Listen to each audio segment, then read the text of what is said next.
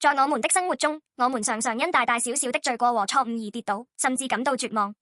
這裡有誰被過去的失敗或內疚感所困，害怕重新開始嗎？你是否因為覺得自己必須完美而痛苦不堪，或者因為無法原諒過去的錯誤而責怪自己？許多現代人都帶着這樣的憂慮生活。在撒母耳記下第24章，大衛犯下大罪，導致整個以色列爆發可怕的瘟疫。大衛意識到自己的錯誤，悔改並歸向神。後來他在亞勞拿的禾場上獻祭。令人驚訝的是，當大衛在那裡向神禱告時，神垂聽了他的禱告，止住了瘟疫的災難。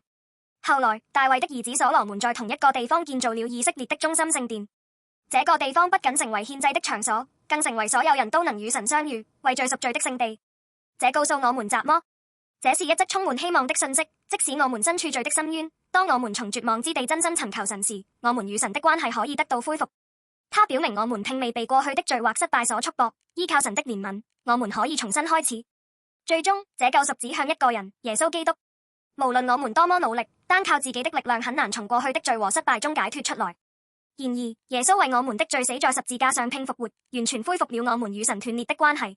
在耶穌裡，我們不僅罪得赦免，我們舊的自我也被除去，我們完全重生。哥林多後書5:17分。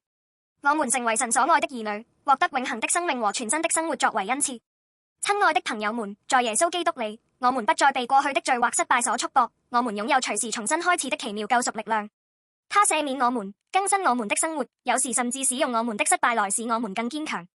在基督復活的生命中，我們找到新的身份和生活的目的。即使在世上的任何苦難中，我們也能體驗到不可動搖的真正盼望與平安。今天有誰因為過去的事件而痛苦或害怕重新開始嗎？我們最軟弱的時刻也可以成為在神面前得救贖的機會。耶穌總是向我們伸出手，讓我們隨時可以重新站起來。